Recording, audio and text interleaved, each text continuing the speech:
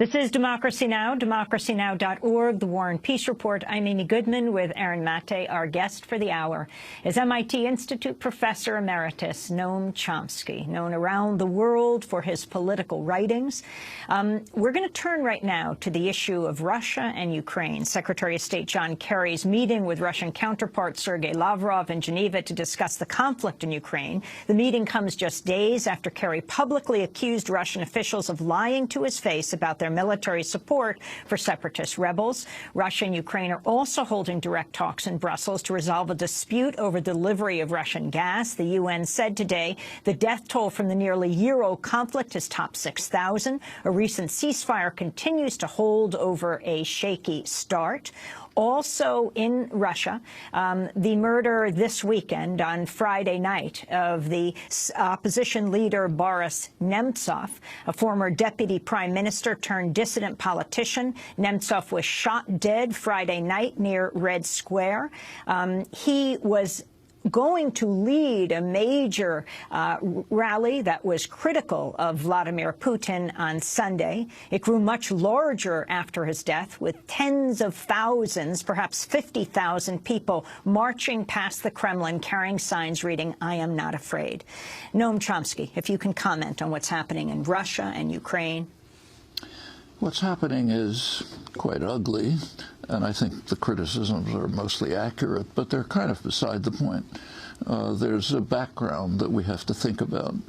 It's fashionable now in the United States and Britain to condemn Putin as some sort of distorted mind. There's an article in Psychology Today analyzing his brain, asking why he's so arrogant. He's been accused of having Asperger's, irritable, rat-faced man, as he's described by Timothy Garton Ash, and so on. This is all very reminiscent of the early 1950s, when I was a graduate student then. At that time, the U.S. had overwhelming power, and it was able to use the United Nations as a battering ram against its enemy, the Soviet Union. So Russia was, of course, vetoing lots of resolutions condemning it. And leading anthropologists in the United States and England began to analyze why the Russians are so negative, what makes them say no at the United Nations all the time. And their proposal was that the Russians are negative because they raise their children in swaddling clothes, and that makes them negative. The 3 or 4 of us at Harvard who thought this was ridiculous used to call it diaperology. That's being reenacted, the takeoff on Kremlinology. This is being reenacted right now. But the fact is, whatever you think about Putin, okay, irritable, rat-faced man with Asperger's, whatever you like, the Russians have a case, and you have to understand the case. And the case is understood here by people who bother to think. So, for example, there was a lead article in Foreign Affairs, the main establishment journal, by John Mearsheimer, with the title like something like "The West is Responsible for the Ukraine Crisis." And he was talking about the background. The background begins with the fall of the Soviet Union, 1989, 1990. There were negotiations between President Bush, James Baker, and Mikhail Gorbachev about how to deal with the issues that arose at the time. A crucial question is what happens to NATO. NATO had been advertised since its beginning as necessary to protect Western Europe from the Russian hordes. Okay, no more Russian hordes, so what happens to NATO? Well, we know what happened to NATO, but the crucial issue was this. Gorbachev agreed to allow Germany, a unified Germany, to join NATO, a hostile military alliance. It's a pretty remarkable concession if you think about the history of the preceding century, half-century. It's Germany alone had practically destroyed Russia several times, and now he was agreeing to have Germany join a hostile military alliance led by the only superpower. But there was a quid pro quo that NATO would not move 1 inch to the east. That was the phrase that was used in the interchanges, meaning to East Germany. And on that condition, they went forward. NATO immediately moved to East Germany. When Gorbachev vigorously protested, naturally, he was informed by the United States that it was only a verbal commitment. It wasn't on paper. The unstated implication is, if you're naive enough to think you can make a gentleman's agreement with us, it's your problem. They didn't say that. I'm saying that. But the NATO moved to East Germany.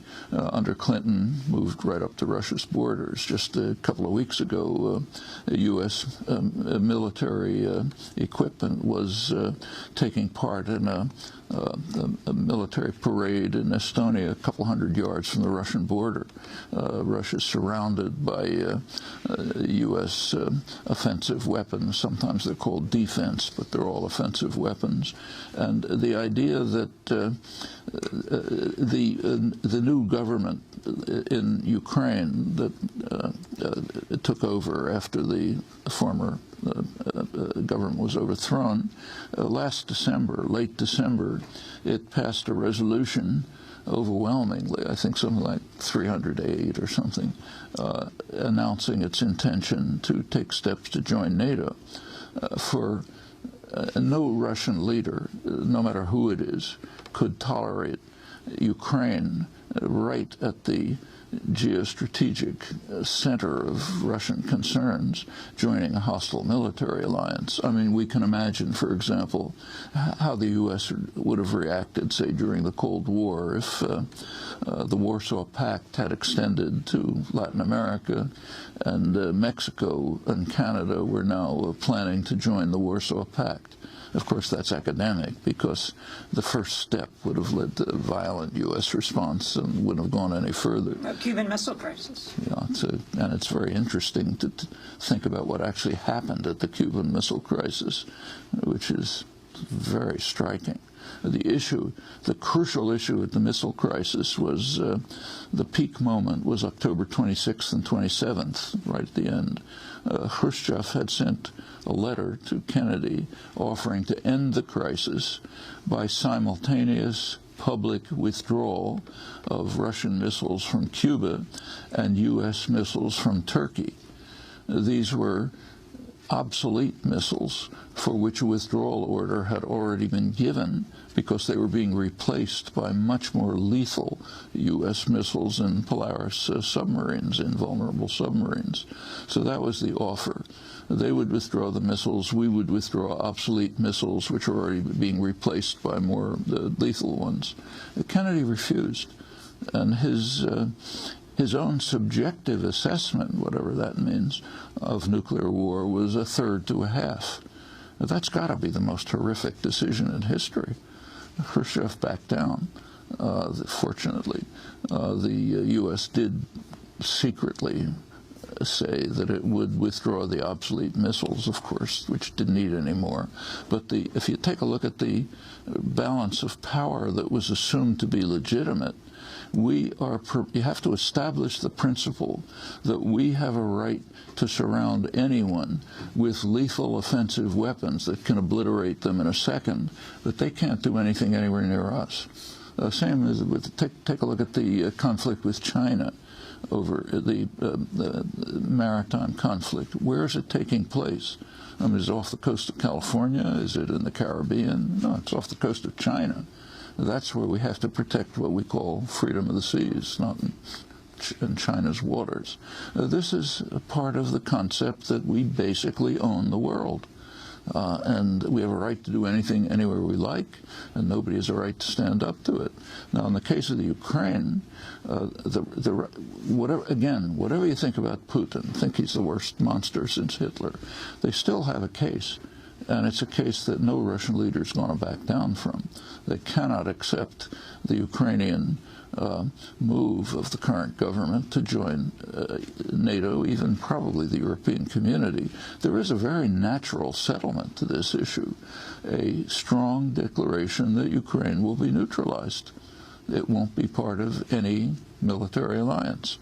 That, along with some more or less agreed upon choices about the autonomy of regions. You can finesse it this way and that. But those are the basic terms of a peaceful settlement. But we have to be willing to accept it. Otherwise, we're moving towards a very dangerous situation. I mentioned before that the doomsday clock, famous clock of the Bulletin of American Atomic Scientists, has just been advanced to 3 minutes before midnight. That's very close. Midnight means we're finished. That is the closest it's reached since 1983. And we might remember what happened then. What happened then was that the Reagan administration, as soon as it came into office, began highly provocative actions. It wanted to probe Russian defenses, so they simulated air and naval attacks against Russia. Very publicly and openly, they wanted the Russians to know, to see how they'd respond. Well, it was a very tense moment. Pershing II missiles were being installed in Western Europe with 5 to 10 minute flight time to Moscow. Reagan had announced the so-called Star Wars program, which is called defense, but strategic analysts on all sides agree that it's a first strike weapon, what's called missile defense. It was an extremely tense period. The Russians were concerned. It was known at the time that they were concerned, but recently released archives, Russian archives, indicate that the concern was very high. There's a recent U.S. intelligence report analyzing in detail what the reactions were, and it concludes, its words are, "The war scare was real. We came close to war." And it's worse than that, because right in the 1984, right at the peak of this is when the doomsday clock was approaching midnight. Right in the midst of that, Russian automated detection systems, which are much worse than ours. We have satellite detection. We can detect missiles from takeoff. They have only radar detection, line of sight. So they can only detect missiles when you can kind of see them with radar. They detected a U.S. missile attack. The protocol is for that information to be transmitted to the high command, which then launches a preventive strike. It went to a particular individual, Stanislav Petrov.